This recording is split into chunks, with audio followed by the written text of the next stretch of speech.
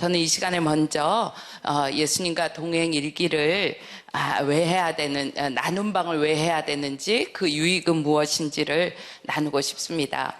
처음에 남편이 이 영성일기를 교인들하고 남자 교우들하고 같이 시작했을 때 제 마음의 간절한 소원은 이 일이 나에게는 닥치지 않기를 바라는 마음이었습니다. 일기를 쓰는 게 문제가 아니고 성도들하고 이걸 나눈다는 것이 제 마음에 말도 안 되는 일을 우리 남편이 시작했구나, 이런 생각이 들었습니다.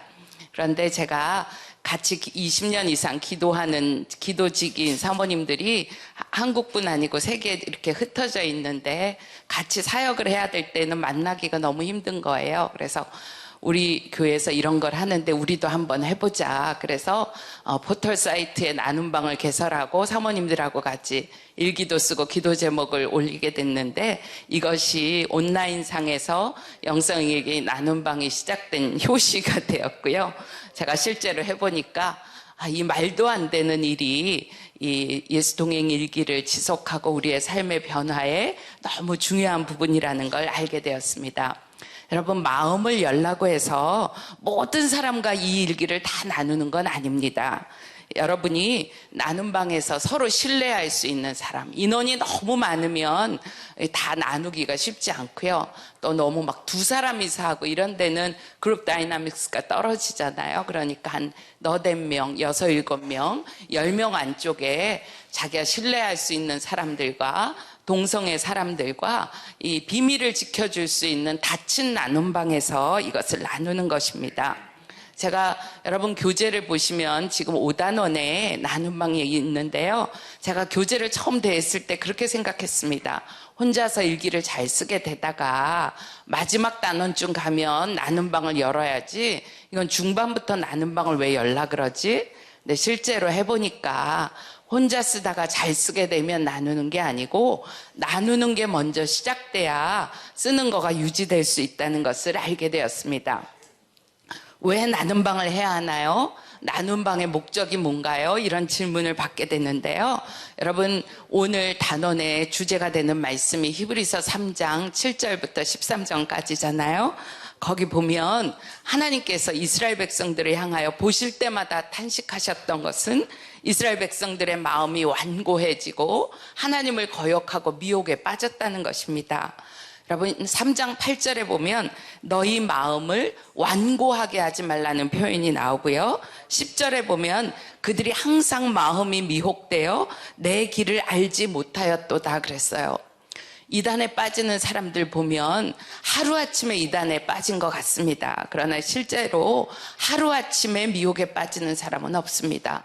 죄 때문이든지 상처 때문이든지 마음이 완고해지는 단계가 있고 마음이 굳어졌기 때문에 진리의 말씀이 그 안에 들어가지 않아서 미혹이 되는 것입니다. 그래서 하나님께서 계획하신 것이 하나님의 택한 백성들의 마음에 성령을 보내시는 것입니다. 여러분 잘 아시는 말씀이죠.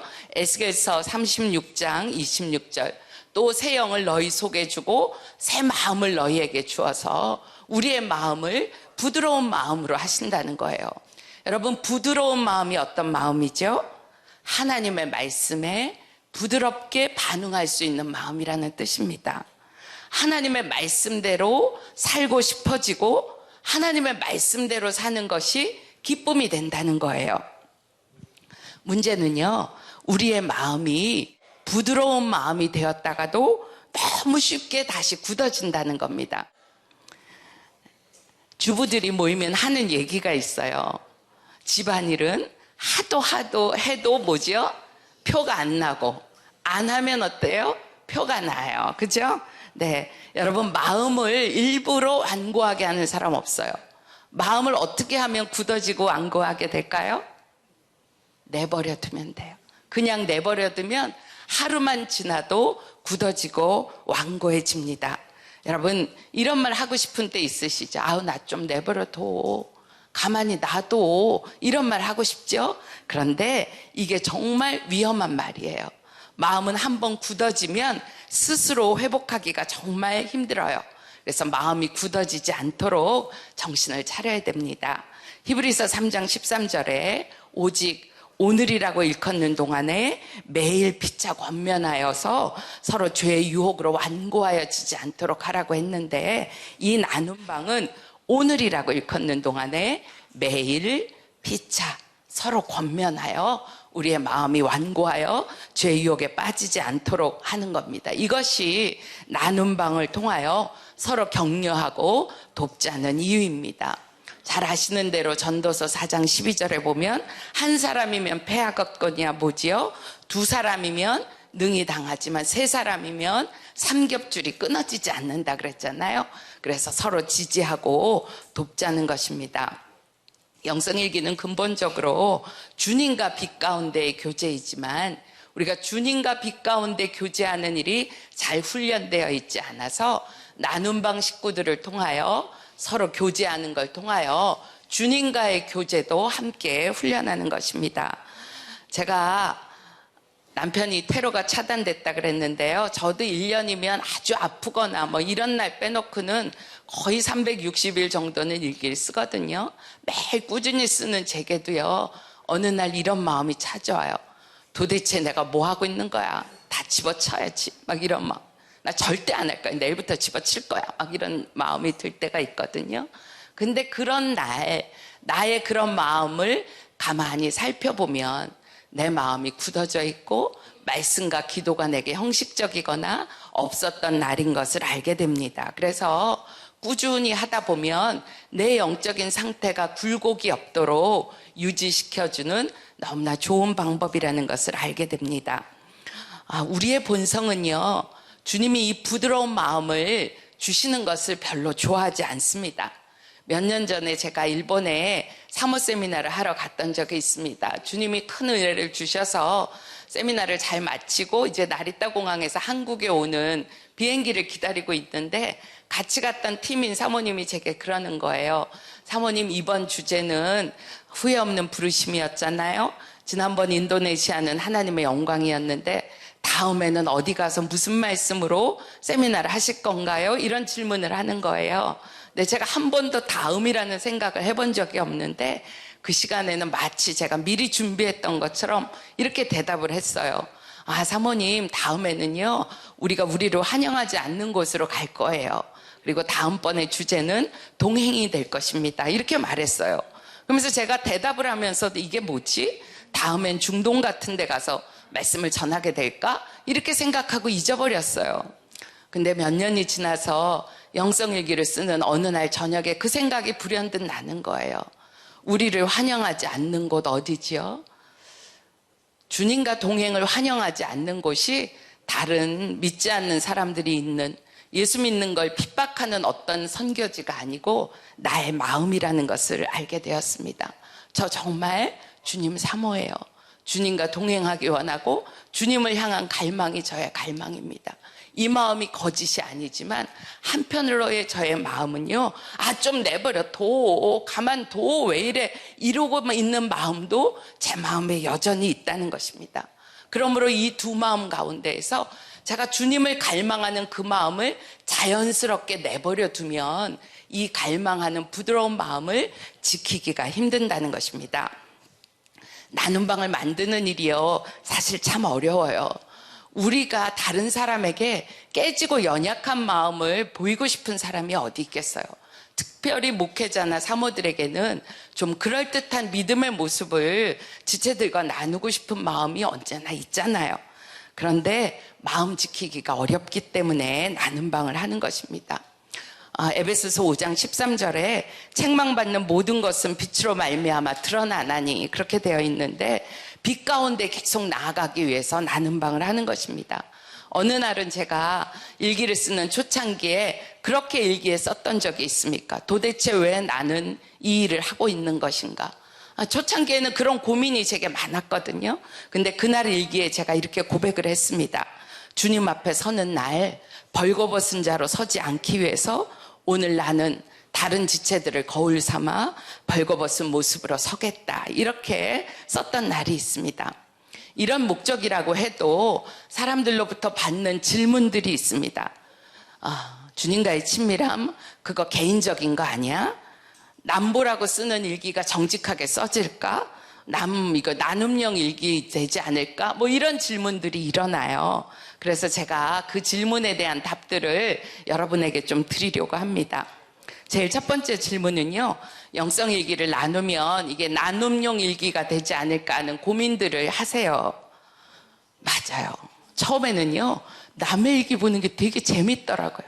이분은 어떻게 사는지, 이분은 어떻게 사는지 막 보는 게 재밌는 거예요. 근데 조금만 시간이 지나면요, 다 똑같아요.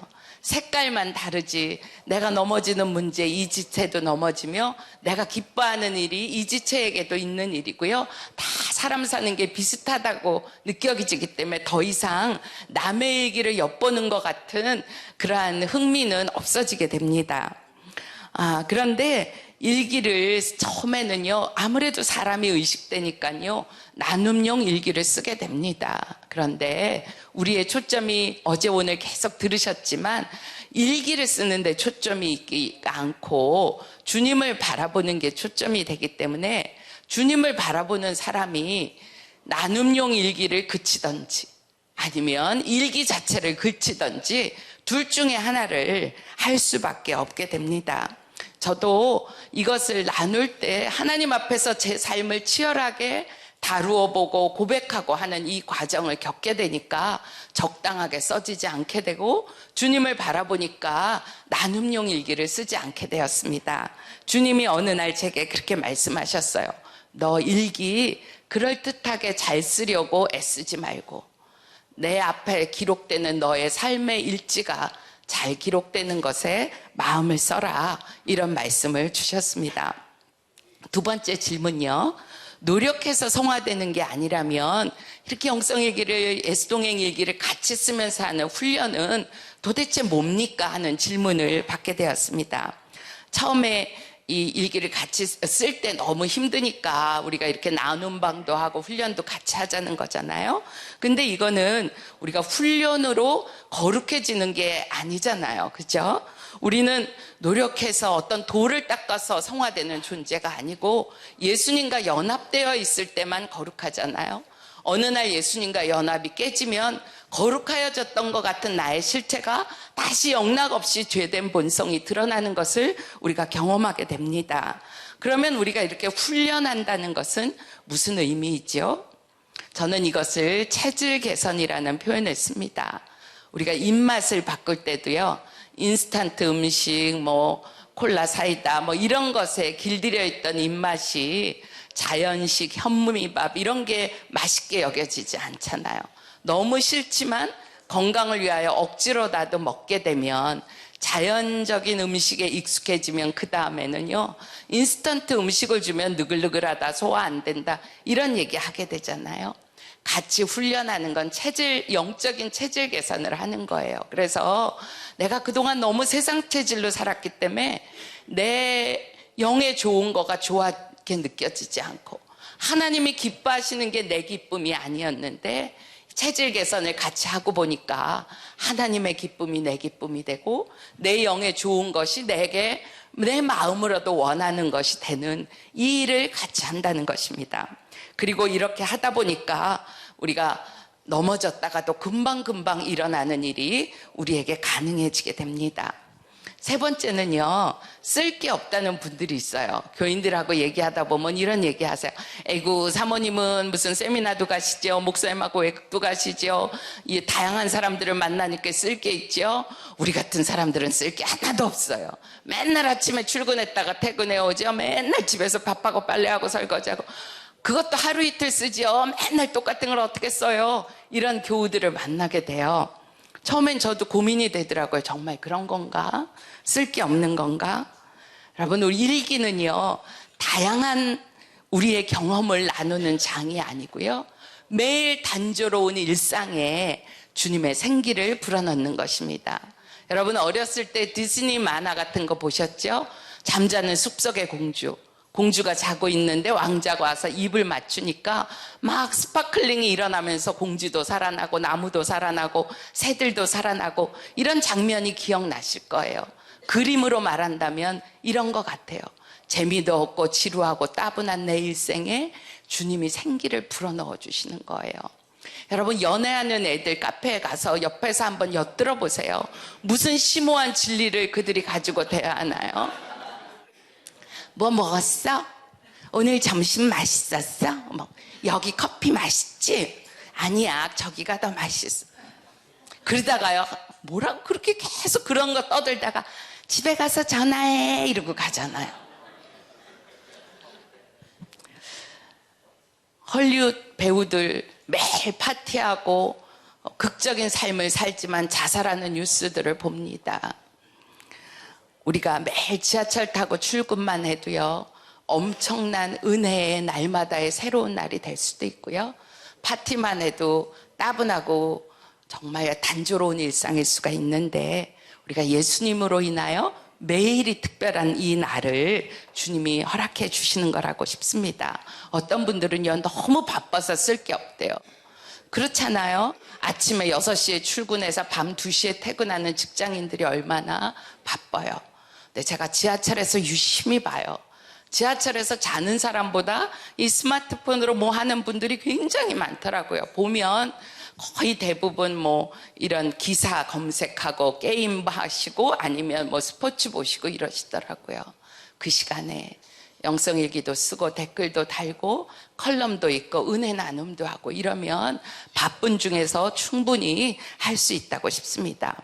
네 번째는요, 글 쓰는 거, 일기 쓰는 거, 쓰는 작업, 화이트 칼러 들이 나는 거 아니에요? 이런 얘기들 하시는 분들이 있어요. 제가 실제로 좀 그렇다고 싶어요. 학교 졸업한 다음에 펜이라고는 잡아보지도 않았는데 뭘 쓰라고 그러는 일이 어려울 수 있겠다 고민이 되었습니다. 근데 어느 날 저희 이렇게 중보기도 하는 모임에서 식사를 같이 하는데 제 옆에 80이 넘으신, 이제 거의 90 다 돼 가시는데 권사님이 제 옆에 앉으셨어요. 근데 이제 그때가 영성일기 쓰는 초창기였는데 권사님이 저한테 그러시는 거예요.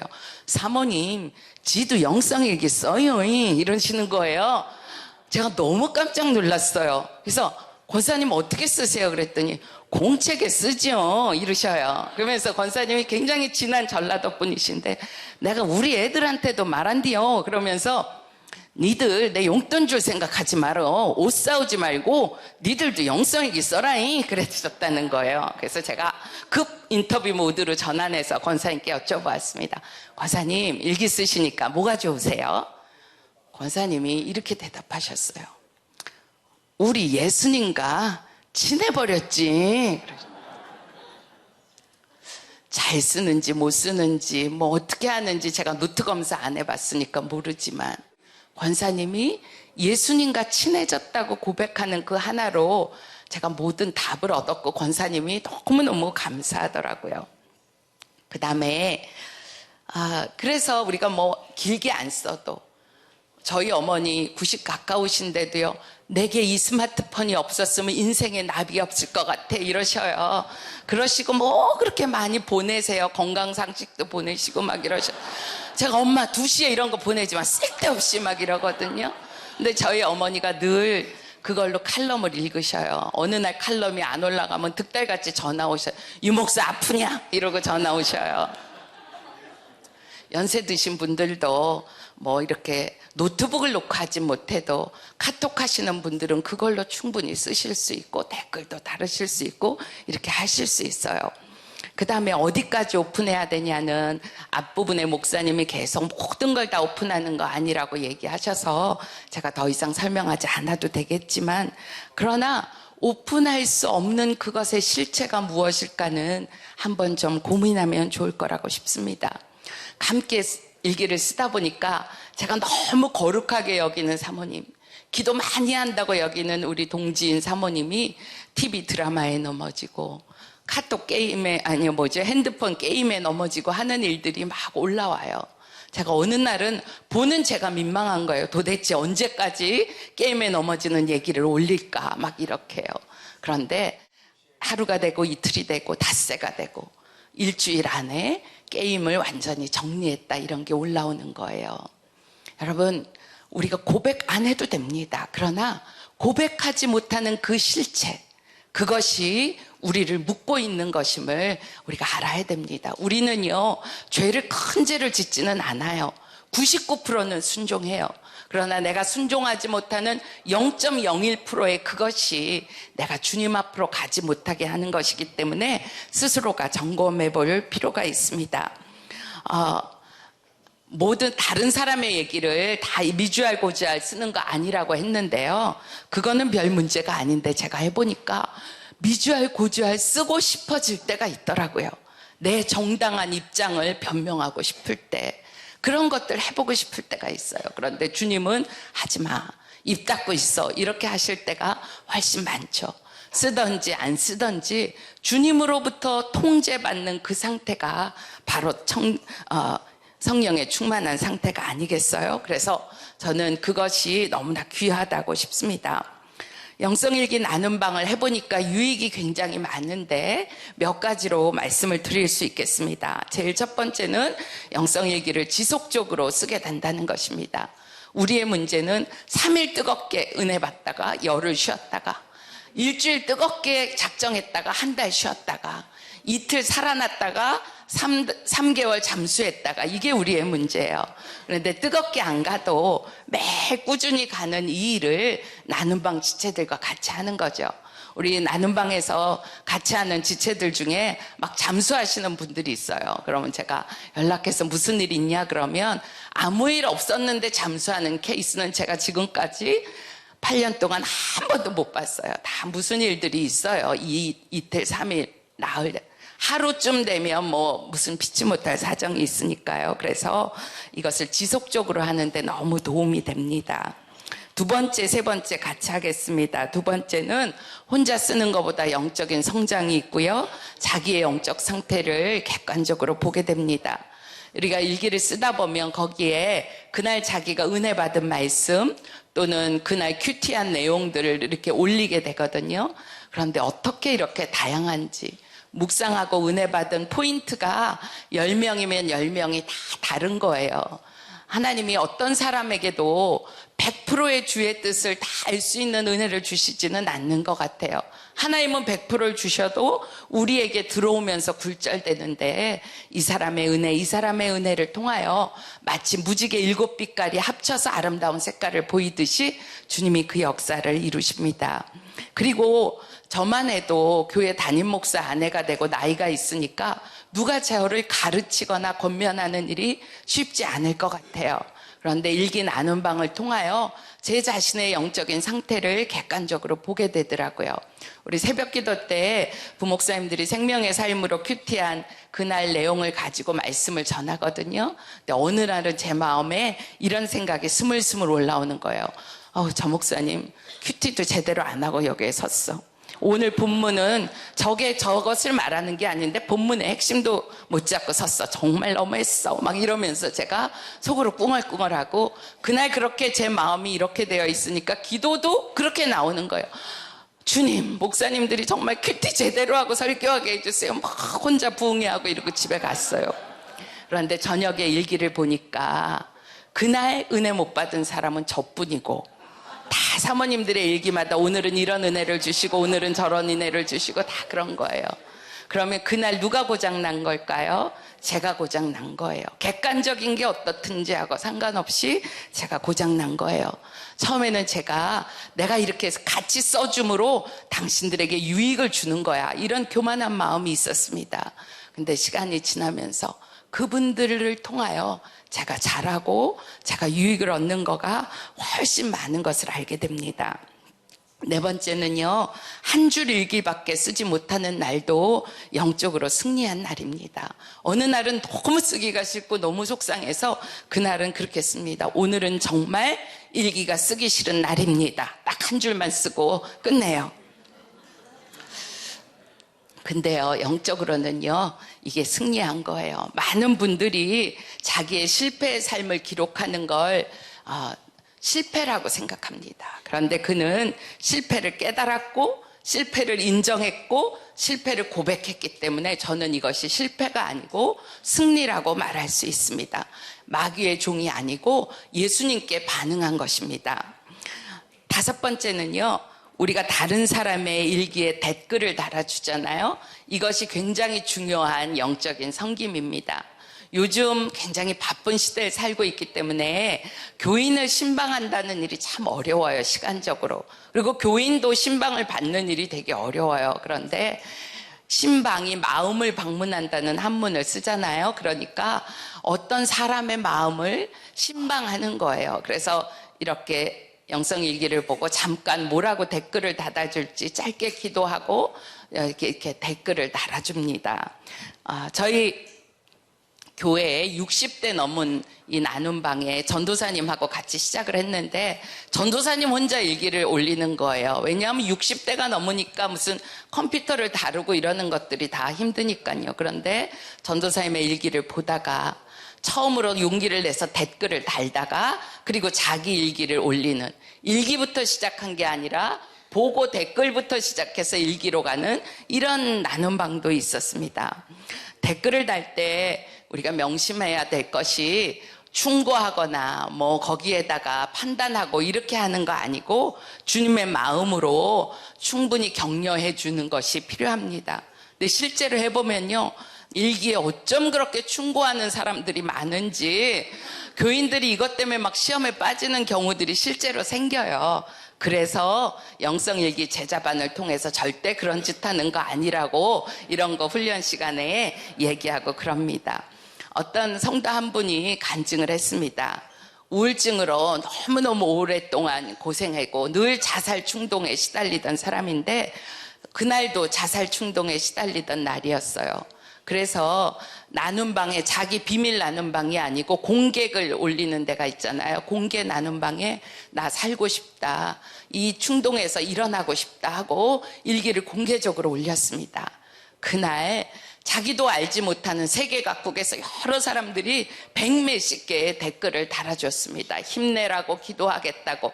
이런 댓글을 읽으며 이 사람이 용기를 얻어 그날 일어났고 그리고 완전히 우울증에서 노임을 받았습니다.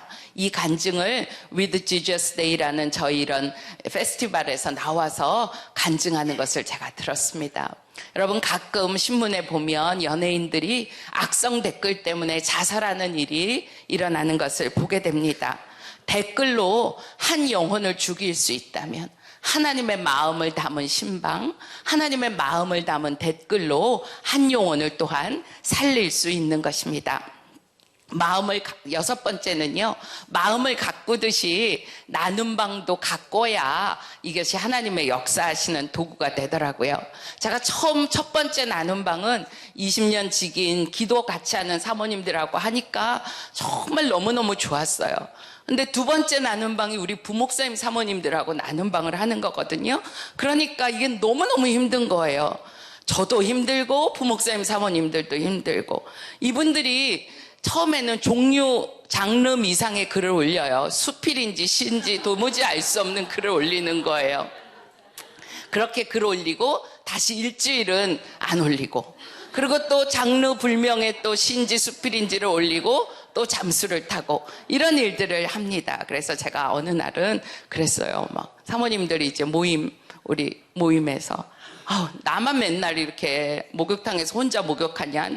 당신들은 옷 입고 맨날 구경만 하냐? 막 이러면서 제가, 그럼 우리 이제 다 집어치고 하지 말자고 그런 얘기도 할 때도 있었어요. 근데 우리 사모님들이, 사모님 힘들어요. 그런데 안 써보니까 얼마나 스스로를 지키기가 힘든지 우리가 알아요. 힘들어도 할게요. 이래서 우리가 같이 하고 있습니다. 일곱 번째는요, 제가 나눔방을 하면서 이것이 우리의 영적인 상태를 잘 지키고 서로를 붙들어주는 너무 귀중한 도구라고 처음엔 생각했습니다. 그런데 하나님이 이 일을 통하여 이루시고자 하는 것이 진짜 교회, 초대교회와 같은 그러한 공동체를 만드는 거라는 것을 실제로 하면서 알게 되었습니다. 저희가 2003년 11월에 선한목자교회에 부임을 했거든요. 그런데 1년이 지나고 2005년에 저희 남편이 소그룹 리더들의 모임, 감리교회는 속장이라 그러는데요, 그 모임을 가졌습니다. 거기서 무슨 말을 했냐면 한몸 공동체라는 얘기를 했습니다. 우리가 교인들 전체하고는 다 한 몸을 이룬다고 하기에는 규모가 그렇지 못하지만 적어도 교회 안의 핵심 리더들은 한 몸의 공동체가 되어야 됩니다. 그것이 교회입니다. 이런 얘기를 했습니다. 그날 그 한몸 공동체라는 말이 제 가슴에 와서 부딪혔습니다. 저 뱃속에서부터 교회 다녔지만 제가 경험한 교회, 그리스도의 몸, 한 몸 아니었습니다. 저는 그것이 성경에 써 있지만 듣기 좋은 말이지 실제는 아니라고 생각했습니다. 교인들끼리 가족처럼 친한 사람들이 있더라고요. 너무너무나 친해서 밥도 같이 먹고 늘 집에 오가지만 아주 어려울 때 그 사람들이 진짜 가족이었나 그러면 아닌 경우 많이 보았습니다. 친한 사람하고는 친하지만 그렇지 않은 사람은 가족 아니었습니다. 여러분, 가족은 너무 사랑스러우세요? 사랑스러울 때도 있지만 징글징글해도 버릴 수 없는 게 가족이잖아요. 그런데 교회 안에 실제로 그런 역사들이 있는가 보면 아니었어요. 그런데 그날 한 몸이라고 하는 거예요. 제가 그날 정말 제 평생에 많이 울었던 여러 날 중에 그날을 꼽을 수 있어요. 정말 많이 울었습니다. 하나님, 제가 선한 이유까지는 해볼게요. 선한 사마리아인처럼 그렇게 하는 거 해볼게요. 그 다음에 하나님, 제가 가족처럼 해볼게요. 징글징글한 가족 안 버리고 돌아보듯이 그것까지는 해볼게요. 근데 한 몸 그거 안 되는 거고요. 그리고 저 하기도 싫어요. 그렇게 주님 앞에 울고 또 울었어요. 그날 저랑 짝이 돼서 기도하는 분은 저희가 부임했을 때 저희를 아주 싫어하는 분이셨어요. 그분하고 저하고 같이 손을 잡고 기도하는데 이분하고 제가 한 몸이 된다고요? 아니에요, 주님. 그럴 수 없잖아요. 그리고 제가 그날 정말 많이 울었어요. 내 마지막에 결론을 주 앞에 고백했습니다. 주님, 저 생각에는 불가능한 것 같고 어떻게 한 몸이 되는지 저 모르겠어요. 그러나 주님의 진리가 한 몸이라고 하니 그 진리를 붙잡겠습니다. 이렇게 제가 고백했습니다. 그런데 일기 나눔 방을 통하여 하나님이 알게 하셨습니다. 현대교회에도 초대교회 같은 공동체가 가능한가? 가능하다. 큰 교회도 작은 교회처럼 그런 나눔의 공동체가 가능한가? 가능하다. 제가 그것을 경험하게 되었습니다. 한 몸의 공동체라는 건 힘든 명령이 아니고 하나님이 허락하신 축복이라는 것을 알게 되었습니다. 제가 우리 사모님들하고 처음에 장르 미상의 글을 나눴다 그랬잖아요. 근데 시간이 지나면서 사모님들이 자기의 속마음도 내어놓고 가족 이야기도 하고 가족 이야기까지 하다가 그 다음에 사역의 현장에서 겪는 일들을 나누는 단계까지 갔습니다. 어느 부목사님 사모님이 이런 일기를 올렸습니다. 남편이 오늘 담임 목사님에게 많이 깨졌다. 그래서 이제 나가자고 한다. 그래서 기도해보고 말하라고 했더니 당신은 선한목자교회를 너무 좋아해서 그러는 거야 라고 말했다. 그래서 내가 대답했다. 나는 선교사로도 나갔던 사람이다. 주님이 가라고 하시면 지금이라도 갈 수 있다. 그러나 기도해보고 응답을 받아야 움직일 수 있지 않겠냐고 했다. 그리고 그 다음날 사모님 일기에 우리 남편 마음 정리했다 이렇게 올라왔어요. 제가 그 일기를 대하는 날 많이 울었습니다. 사실은 그냥 자기 마음에 이런 갈등, 가족 얘기까지 할 수 있지만 사역 현장에서 미묘하게 부딪히는 얘기들을 같이 내놓을 수 있는 관계가 된다는 게 정말 축복이잖아요. 제가 그날 많이 울었습니다. 참 고마웠어요. 나눔방은 정말 초대교회 같은 공동체를 같이 살지 않지만 우리가 이뤄요. 오늘 이렇게 뒤에 보시면 나중에 보시면 미국에서 와서 지금 여기를 섬기는 스텝이 있습니다. 그 나눔방에는 세계 각국에서 있는 분들이 모여요. 그런데 그렇게 모이면서 영국으로 신방도 가고 한국으로 나와서 신방도 가고 선교사님들과 그런 아주 사랑의 공동체를 이루는 것을 보게 됩니다. 제가 젊었을 때는요, 좀 유능한 부교육자들이 와서 우리 사역에 힘이 돼주면 얼마나 좋을까 이런 바람이 있었고 이런 생각을 많이 했습니다. 그런데 십자가 복음을 알게 되면서 사람을 통해서 우리 목회의 유익을 얻어야 되겠다 이런 생각은 제 마음에서 정리가 되었습니다. 그런데 교역자와 그 가족이라면 능력은 없어도 십자가 복음으로 살겠다는 결단은 분명해야 같이 갈 수 있지 않겠나 이런 생각이 제 안에 있었습니다. 사역 공동체라면 맞습니다. 그런데 한 몸이라고 하니까 달라지는 거예요. 손을 자를 수가 없었고 발을 자를 수가 없는 겁니다. 처음에는 이 사역에 억울해서 많이 울었습니다. 하나님, 교인들도 힘든데 사역자들이 제 발목을 잡아요. 목회자 가족이 더 힘들어요. 주님, 어떻게 해야 돼요? 이렇게 주님 앞에 몸부림치며 하소연했던 적이 있습니다. 그런데 이제는 억울해서 우는 게 아니고 너무 행복해서 웁니다. 저희 별별 일들이 다 있죠. 젊은 사모님들이 있으니까요. 남편 사역부서 안 바꿔주면 이혼하겠다는 사모님도 있고. 왜냐하면 청년 사역들은 청년들하고 밤에 만나니까 결혼해서 바로 왔는데 신혼부부가 맨날 밤에 늦게까지 혼자 있으니 마음이 좋겠어요. 그래서 이혼하겠다는 사람이 있고, 우울증에 걸려서 몇 달씩 주일 예배도 안 나오는 사람도 있고, 빚이 너무 많아서 목회 그만두고 가서 돈 벌어서 그거 해결하고 다시 오겠다는 사람도 있었습니다. 그런데 지금은 처음에는 자기 믿음도 돌아볼 수 없던 사람들이 교인들을 위해서 금식하고 기도하고 기도실에 불을 밝히는 사람들이 되었습니다. 그리고 자기 아기들 없고 자기 밥해 먹기도 힘든 사람들이 제가 아프면 저희 이렇게 연립주택에 다 같이 살거든요. 저희 집 문 앞에다가 죽소다 갖다 놓고 엄마 아프지 마세요 이런 카드 써서 갖다 놓고 이렇게 합니다. 나중에 빚 갚고 돈 벌어서 목회 다시 하겠다는 사람이 시골 목회하면서 교인들하고 노인 몇 분 데리고 행복하게 목회한다고 사진도 보내주고, 농사 지었다고 가을에 쌀도 보내주고 그렇게 합니다. 저희 공동체 이렇게 들으면 굉장히 그럴듯하게 들리죠. 그러나 완벽한 공동체 아닙니다. 서로의 차이가 많아요. 어떤 분은 박사학위까지 받는 분도 있고 외국 유학하신 분도 있고, 어떤 사모님은 전문대학 겨우 나오신 분들도 있습니다. 어떤 분은 부모님이 시시때때로 보내주는 걸 택배로 받는 분이 있고, 어떤 분은 자기 형편도 어려운데 부모 형제 빚까지 갚아줘야 되는 분도 있습니다. 다 달라요, 사는 게. 제일 갈등이 일어나기 쉬운 거는 같은 건물에 사니까 애들 싸움 때문에 부모 마음이 상하는 거예요. 그런데 우리가 완벽하지 않지만 적어도 우리는 이렇게는 안 합니다. 아유, 어떻게 다가 똑같을 수 있어. 목회자도 사람인데 뭐 이러고 사는 거지 뭐. 이렇게는 안 한다는 거예요. 서로 마음을 닫고 마음이 열려지지 않을 때 그것 때문에 아파하고 괴로워하고 이렇게 살면 안 된다는 것을 처절하게 몸부림치면서 하나 되지 못한 것을 고백하고 나오게 됩니다. 저희들이 하나됨에 깨어지는 것에 대한 심각한 아픔이 있기 때문에 하나됨으로 계속해서 나아가고 있습니다. 요즘은 애들이 다 하나 둘 이렇잖아요.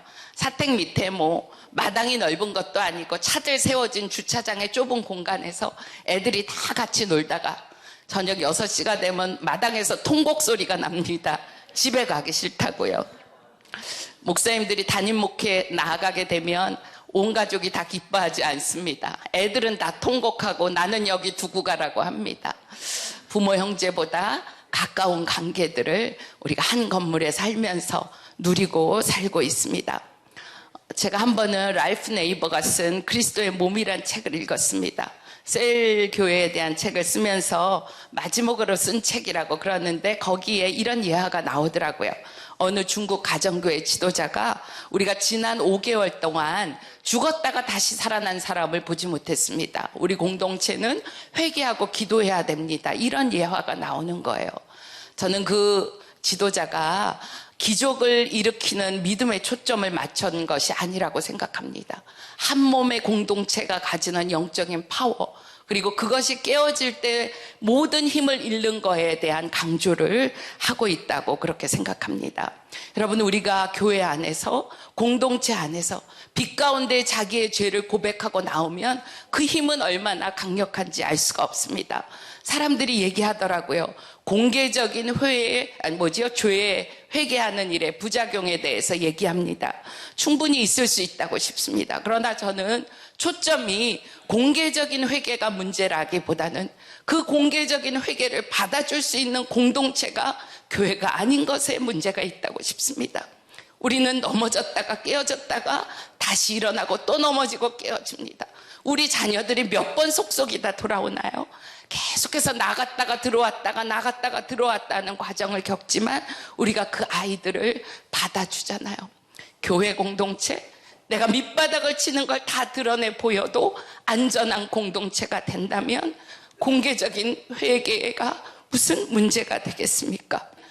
처음에는 마음을 여는 것이 남을 받아주는 거라고 생각했는데 마음을 열고 보니까 다른 사람이 나의 넘어짐과 깨어짐을 받아주는 거라는 것을 알게 되었습니다. 정말 하나님의 신비이고 경륜이라고 싶습니다.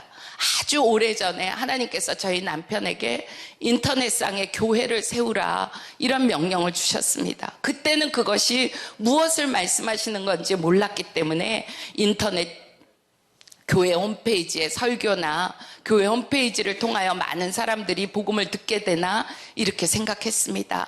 지금 와보니까 하나님이 온라인상의 교회를 세우라는 건 이 문명의 이기를 이용하여 우리의 공동체를 하나님이 초대교회 같은 사랑의 공동체, 정말 바닥을 쳐도 받아줄 수 있는 공동체를 세우는 것이라고 그렇게 싶습니다. 필 쿡이라는 사람이 요즘 현대에서는 어떤 나라는 영토의 개념이기보다는 이런 온라인상에서의 이 차지하는 나라의 개념이라는 그런 설명을 하면서 온라인상에서 제일 큰 나라가 페이스북 나라다 이런 얘기를 했습니다. 우리가 영성일기를 쓰면서 나눔방 공동체들이 온라인상을 장악하고 들어갈 때 하나님의 나라가 온라인상에 얼마나 견고하게 서게 될까 하는 꿈을 제가 갖게 됩니다. 하나님과의 친밀함은 우리끼리 행복하게 잘 사는 데 초점이 있는 것이 아닙니다. 살아있는 관계의 연합을 통하여 다른 사람에게 반드시 영적인 영향력을 미치게 되는 것입니다. 앞으로의 세상은 점점 더 믿음을 지키기가 어려울 것입니다. 그러나 요한복음 17장에 예수님이 기도하셨습니다. 아버지요, 아버지와 내가 하나인 것 같이 저들이 서로 하나가 되어 세상이 아버지를 알게 하여 주십시오. 우리가 한 몸의 공동체를 교회가 진짜 회복하고 누리게 된다면 세상이 아버지를 알게 될 것이고 세상은 아버지의 영광을 보게 될 것입니다. 아멘입니다.